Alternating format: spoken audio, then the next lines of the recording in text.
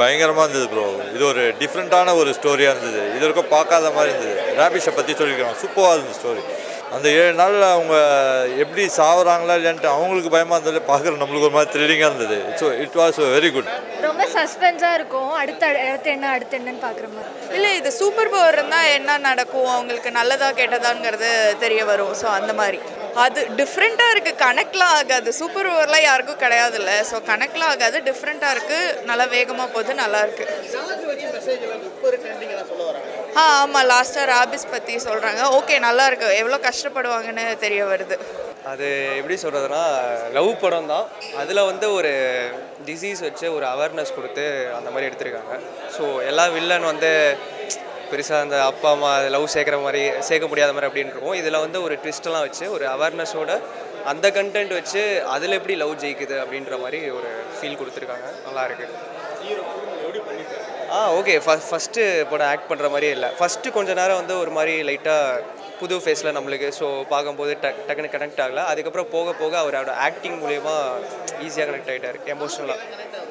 அந்த ரேபிஸ் அந்த இதுதான். ஸோ அந்த விஷயத்தை தான் உள்ளே வச்சுருக்காங்க. ஸோ அது ஒரு ஃபுல் படம் அதுக்காக இல்லை, பட் லவ்க்குள்ளே அது ஒரு பார்ட்டாக இருக்குது. செகண்ட் ஹாப்பில் உண்மையாக ரொம்ப நல்லா பண்ணியிருந்தாங்க. செகண்ட் ஹாப் உண்மையை எதிர்பார்க்கவே இல்லை. என்னடா படம் வந்து ஆரம்பிக்கும் போது இப்படிலாம் போச்சு, என்னடா எஞ்சி போயெல்லாம் கூட தோணுச்சு.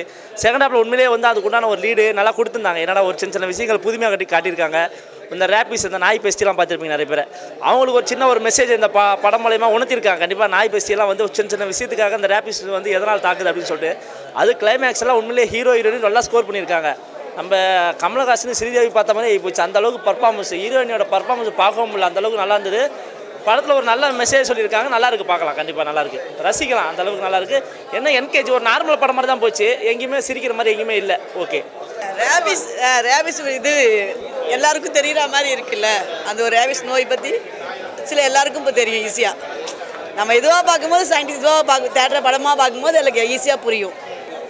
இல்லை, எல்லா ஏஜ்க்கும் இது பார்க்குற படம் தான். ரொம்ப நல்லா எடுத்துருக்குறாங்க. காஸ்டிங்கும் நல்லா இருக்குது. ஹீரோயின்ஸ் நடிப்பு நல்லாவே இருக்குது. எல்லாருமே அவங்க ரோல் நல்லா பண்ணியிருக்காங்க. ஆமாம், அது கதை வேறு, இது கதை வேறு. பட் ஆனால் அது 7 days பேஸ் பண்ணி தான் ஸ்டோரி இருக்குது. அதான் 7 daysல தான் அந்த ஸ்டோரியோட கான்செப்டே மெயினாக இருக்குது. டாக் பற்றி இல்லை, டாக் கடிச்சு அந்த எக்ஸ்பைர்டான மெடிசன்ஸ் யூஸ் பண்ணுது, அதை பற்றி தான். எக்ஸ்பைர்டான மெடிசன்ஸ் பற்றி தான். செம மாஸ், ஒரு அவேர்னஸ்ஸு அது மாதிரி இருக்கணும். ரொம்ப எக்ஸாசரேட் பண்ணி சொல்லலை, ரொம்ப சட்டிலாக ரொம்ப சூப்பராக சொல்லியிருக்காங்க. எல்லாருமே ஃபஸ்ட்டு டெபியூ மாதிரியே தெரில, ரொம்ப சூப்பராக பண்ணியிருக்காங்க. Overall very very nice. கண்டிப்பாக இதில் வந்து இப்போ நடந்துகிட்ருக்கிற பிரச்சனை போயிட்டுருக்கு. ஆமாம், அதில் வந்து ரொம்ப ஒரு 2 டீமாக பிரிஞ்சுட்டாங்க. ஆக்சுவலி ஒரு டீம் வந்து ஒரு டீம் எதிர்க்கிறது அந்த மாதிரி. பட் 2 பேருக்குமே இதில் வந்து சுமூகமாக இருக்கிற மாதிரி இருக்குன்னு வைங்களேன். அவங்களும் ஒன்றும் சொல்ல முடியாது, இவங்களும் ஒன்றும் சொல்ல முடியாது.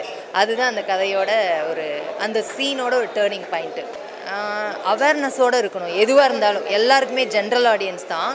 எதுவாக இருந்தாலும் அவேர்னஸாக இருக்கணும். நாய்க்கடி அப்படிங்கிற பிரச்சனை மட்டும் இல்லை, மெடிக்கல்னால் எடுத்துக்கிட்டாலே ஒரு அவேர்னஸ், எக்ஸ்பைரி அந்த மாதிரிலாம் இல்லாமல் இருக்கா அப்படின்னு பார்த்துட்டு எல்லாமே செக் பண்ணணும். டாக்டர்கிட்ட போகிறதுங்கிறது நம்மளும் அதில் கேர் எடுத்து பார்த்துக்கணும் அப்படிங்கிறது தான் இதில் மெயினாக சொல்லப்பட்ட மெசேஜ்.